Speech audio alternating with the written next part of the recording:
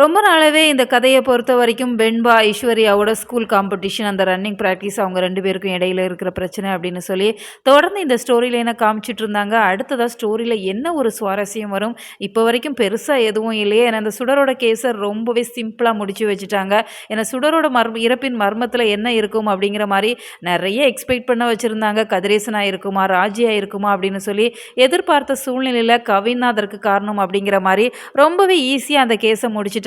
சரி, அடுத்ததா இன்ஸ்பெக்டரா தீபிகா பதவியேற்றாங்க அப்படின்னு சொன்னா, அடுத்ததா மல்லியை எதை வச்சு பழி வாங்குவாங்க? ஏன்னா சுடரோட கேஸ வச்சு தான் அவங்களுக்கு பல பிரச்சனைகள் கொடுத்துட்டு இருந்தாங்க. இப்போ சுடரோட கேஸுமே ஸ்மூத்தா முடிஞ்சிடுச்சு அப்படிங்கிறப்ப, விஜய் மல்லியை எப்படிலாம் பழி வாங்க போறாங்களோ அப்படின்னு சொல்லி நம்ம எதிர்பார்த்தோம் அப்படின்னு சொன்னா, சிம்பிளா அந்த ஸ்கூல் பிரச்சனையை வச்சு அவங்களுக்குள்ள பிரச்சனையை காமிச்சிட்டு இருக்கிறாங்க.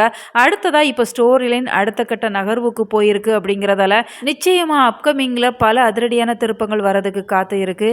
ஏன்னா மயில் இடையில ஒரு பெரிய பிரச்சனையில சிக்கியிருப்பாங்க. அதனால தினேஷ் கண்ணன் அவங்கள அரெஸ்ட் பண்ணியிருப்பாங்க அப்படிங்கிறதால, அந்த கேஸ் இப்போ கோர்ட்டுக்கு வருது அப்படிங்கிற மாரி ஸ்டோரி லைன் அப்கமிங் கொண்டு வர இருக்கிறாங்க.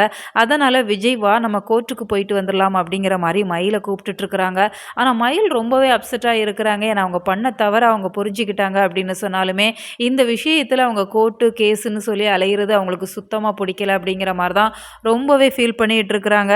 ஆனா விஜய் ரொம்பவே ஸ்ட்ராங்கா சொல்றாங்க, இப்படி நம்ம பயந்து பயந்து ஒதுங்க போய் தான் ஒவ்வொரு பிரச்சனைகளுமே நமக்கு அதிகமாக வந்துட்டுருக்குது. ஒரு கவர்மெண்ட் ஆஃபீஸுக்கு நம்ம எப்படி தைரியமாக போவோமோ, அது போல தான் கோர்ட்டு, போலீஸ் ஸ்டேஷனையுமே நம்ம அணுகணும் அப்படிங்கிற மாரி ரொம்பவே சிம்பிளா சொல்லிட்டு இருக்கிறாங்க. ஸோ அப்கமிங்கில மயில் கடத்தப்பட்ட விஷயத்தில நிச்சயமா தினேஷுக்கு தண்டனை வாங்கி கொடுக்க தான் போறாங்க. அதோட கண்ணனுக்குமே தண்டனை வாங்கி கொடுத்தாங்க அப்படின்னு சொன்னா, நாகுவோட அந்த நகைய வாங்கி கொடுத்தாங்க அப்படின்னு சொன்னா ரொம்பவே நல்லா இருக்கும். ஏன்னா அவங்க ரொம்பவே கஷ்டப்பட்டு சம்பாதிச்ச நகை அப்படிங்கிறதுல நிச்சயமா நாகு கைக்கு வரத்தான் செய்யும். நீங்க இதை எப்படி பார்க்குறீங்க? உங்களோட கருத்துக்களை மறக்காம கமெண்ட் பாக்ஸில் தெரியப்படுத்துங்க.